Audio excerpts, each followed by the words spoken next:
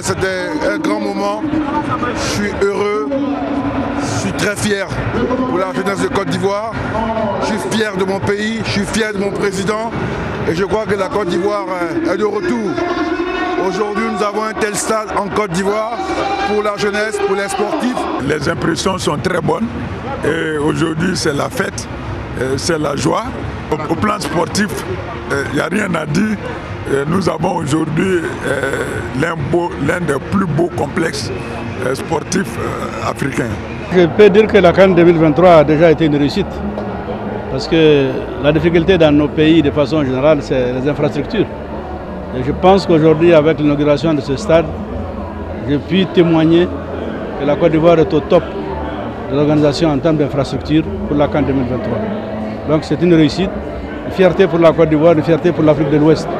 Le message que je voulais adresser à notre population, c'est de respecter ces joyaux architecturaux, c'est respecter ces stades.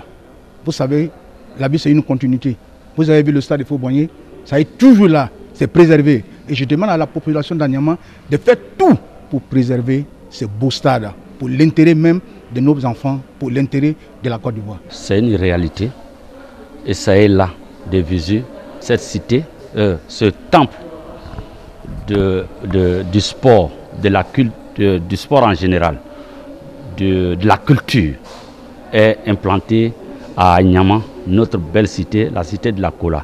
Désormais, Anyama devient la capitale sportive de la Côte d'Ivoire.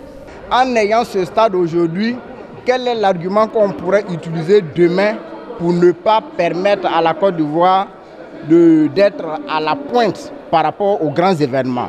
La CAN 2023, c'est une assurance aujourd'hui que la Côte d'Ivoire a toutes les chances pour pouvoir l'organiser. C'est une œuvre qu'il faut saluer.